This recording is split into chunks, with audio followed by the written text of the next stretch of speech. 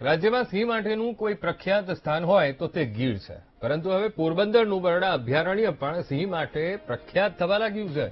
બરડા જંગલ સફારી નામે એક વધુ પ્રવાસન સ્થળ ઉમેરાયું છે.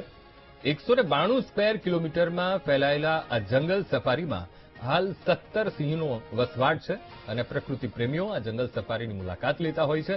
પ્રવાસીઓ માટે ટિકિટનો ભાવ 2300 રૂપિયા રખાયો છે.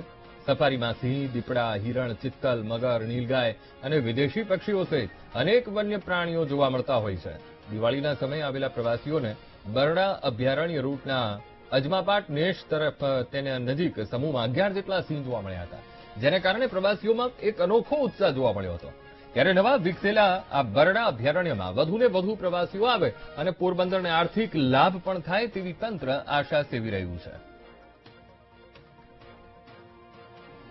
પ્રોજેક્ટ લાયન હેઠળ લગભગ 1000 કરોડ રૂપિયાની યોજના લાયનના સિંહના સંવર્ધન માટે અને જાળવણી માટે કરેલી છે. અને એના ભાગરૂપે જે બરડા જે સિંહો માટેનું સેકન્ડ હોમ હતું, ત્યાં આજે માત્ર 4 વર્ષના ગાળાની અંદર 70 જેટલા સિંહો ત્યાં આવી ચૂક્યા છે. અને એ સિંહો ખૂબ જ સારી રીતે ત્યાં સેટલ પણ થયેલા છે. શરૂઆતમાં એક સિંહ આવ્યો, પછી 4 સિંહણો આવી અને એના બચ્ચા સહિત 17નું પરિવાર આજે જંગલને ગજવે છે.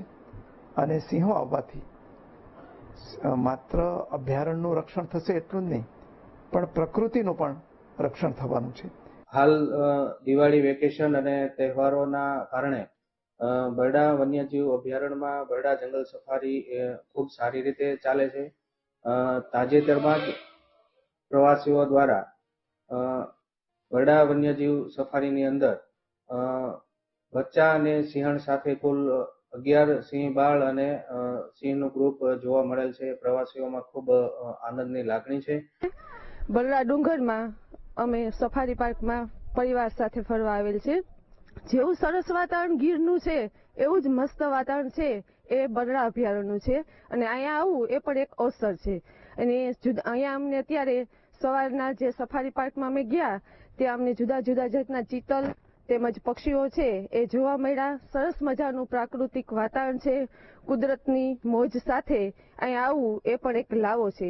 સાથે સાથે અહીંના જે સ્ટાફ છે એનો પણ અમને પૂરતો સાથ સહકાર મળેલ છે અને ખૂબ સરસ વાતાવરણમાં એકવાર અહીંયા મુલાકાત લેવા જેવી છે.